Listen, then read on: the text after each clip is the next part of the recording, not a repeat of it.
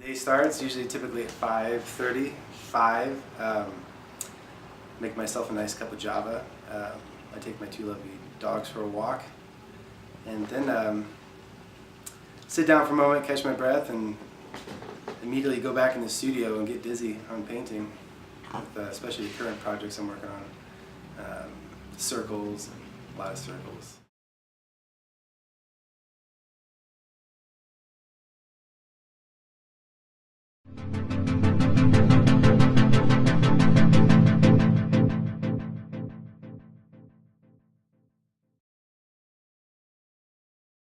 I've always been creative. My dad used to rebuild hot rods and street rods, and I think through that process of watching him create vehicles, it made me want to create as well. I've always painted. I never knew I could make a living off it. I've worked in Seattle and watched a lot of artists sell their work. Never anticipated one day me selling a piece. But the artists always said, one day you'll sell a piece. And when that piece sold, it, definitely was inspiring. I think my favorite mediums to work with currently are, I love working with wood and different types of wood: maple, Coruscant oak, mahoganies, cedar, cherry wood. And that's really inspiring an organic kind of flow with what's going on the surface. And basically I'm using a lot of earthy clays, Venetian stucco clays. They have natural lime, natural pigment in them, incorporated with that natural wood, and then putting on some fiery colors, of course using acrylic. And then once you lay that clear coat on there, that's actually one of my favorites, probably the finished product. Designing a piece around the finish, because that just makes the piece alive and walk. As far as the three-dimensional aspects, I think once I found out that I can start mimicking my own canvases to paint on, then skies were the limit as far as creating any kind of three-dimensional wall art.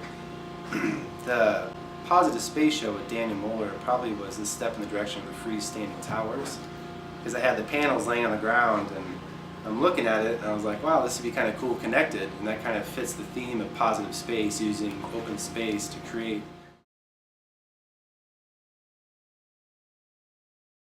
As far as local art, I think it's popping. I don't know, I'm so out of the loop. I don't really make it to shows too often. I'm kind of a homebody. But as far as what I see, just via web and through, Bart Vargas is awesome, Steve Joy, photographers, Daniel Moeller, Gerard, locally you see the art in restaurants, and I think there is a movement, especially with Curbside, representing artists, William Holland, all the boys with them, I think, and girls. I think it's a huge movement. I think the art is comparable to works that I've seen in galleries in New York, Minneapolis, Chicago, Kansas City, Des Moines, and I think it's just going to grow. I get inspiration. Basically, I don't know if it's a work ethic, just from being a chef for so long, that it's the same artistic presentation on a plate, and it's just something you're passionate about. It takes a lot of work. You're not always inspired. It's basically just creating something and knowing that you need to work on that project, and something will, I guess the inspiration is knowing what's going to unfold out of the project. Sometimes you don't know until it's completed. But it's a little bit of both, 50% hard work and work ethic, and then another 50%, I guess the inspiration comes from other artists creating around you.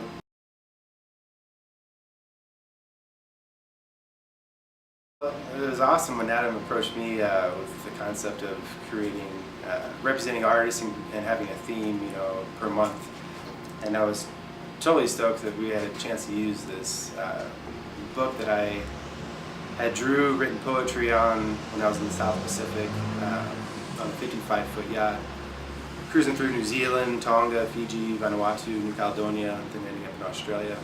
But it's kind of neat, you know. It's actually one of the yachts that we toured with was just in town, and they went down to Curbside and were totally stoked with seeing their name of their boat, Maitea, then Waiotiro, which means travelers over water in Maori. But it's cool. It kind of gives me a flashback seeing the designs, and I'm totally flattered for Curbside to represent, and I feel totally honored. Yeah, it's definitely a blast in the past, and makes me want to travel again. Basically, the goal for the future is just branching out of Omaha and getting in galleries, like in Minneapolis, Des Moines, Chicago if I can.